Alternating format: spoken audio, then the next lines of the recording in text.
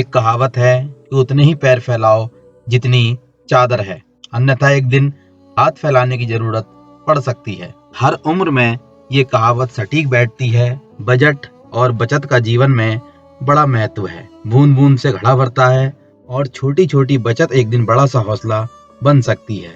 इसलिए थोड़ी सी कंजूसी और बचत की आदत बहुत जरूरी है, पर इतनी भी नहीं जो अपने लिए कुछ ना कर सको, ना अच्छा खा सको, ना अच्छा पहन सको, ना अच्छा जीवन बिता सको और ना ही अच्छी शिक्षा पा सको। एक सेठ बहुत ही कंजूस था और था भी ऐसा कंजूस कि शायद उसके जैसा कोई और कंजूस मुश्किल से ही मिलता। वे कभी किसी भिखारी को भीख तक नहीं देता था।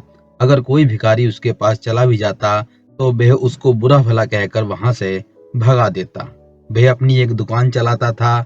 उसके घर में दो ही लोग थे, पति और पत्नी। अगर सेठ कंजूसी में शेर था तो पत्नी सवा शेर।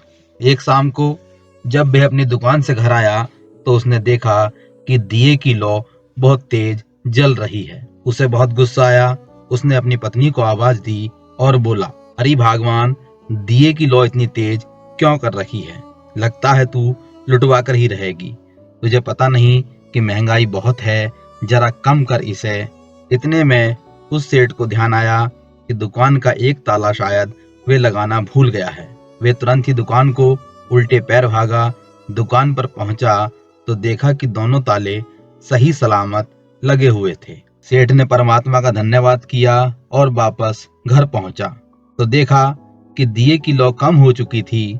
उसने पत्नी से पूछा कि तुमने दिए की लौ किससे कम की?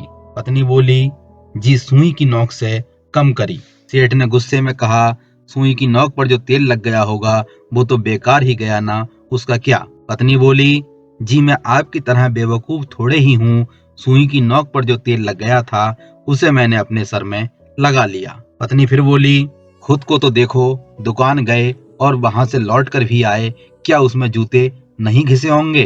पति बोला, अरे भगवान, थोड़ी तो अकल है मुझ में, मैं जूते बगल में दबाकर नंगे पांव ही दुकान पर गया था।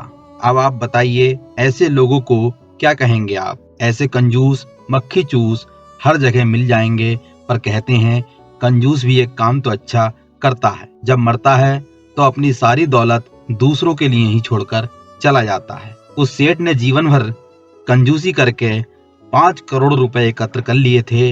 इस धन की बदौलत वे पति पत्नी दोनों सालों तक बिना कोई काम किए चैन की बंसी बजाने के स्वप्न देखते थे। लेकिन ईश्वर की मर्जी के आगे किसकी चलती है? सेठ इसके पहले उस धन को निवेश करने का इरादा कर पाता, एक दिन अचानक उसकी मृत्यु हो गई। जब उसको लेने यमदूत आए तो उस सेठ ने यमदूत से कुछ समय देने की प्रार्थना की, परंतु यमदूत अड़ा रहा और टस से मस नहीं हुआ। सेठ ने बहुत याचना की कि मुझे कुछ दिन की जिंदगी दे दो, मैं तुम्हें अपना आधा धन दे दूंगा, पर यमदूत ने उसकी बात पर कोई ध्यान नहीं दिया। उस सेठ ने फिर प्रार्थना की कि एक दिन की ही जिंदगी की भीख मांगता हूँ, इसके बदले आप मेरी बरसों की मेहनत से जोड़ा गया धन पूरा ही ले लीजिए। यमदूत फिर भी अड़िग रहा। तमाम प्रार्थना करने के बाद उस सेठ को यमदूत से सिर्फ इतनी मोहलत मिली कि वे इतना समय ले सकता है कि वे एक संदेश लिख सके। उस सेठ ने एक संदेश लिखा। उस संदेश में उसने अपनी पत्नी को लिखा कि हमने जो संपत्ति जोड़ी वो मेरे आखिरी वक्त में काम नहीं आई।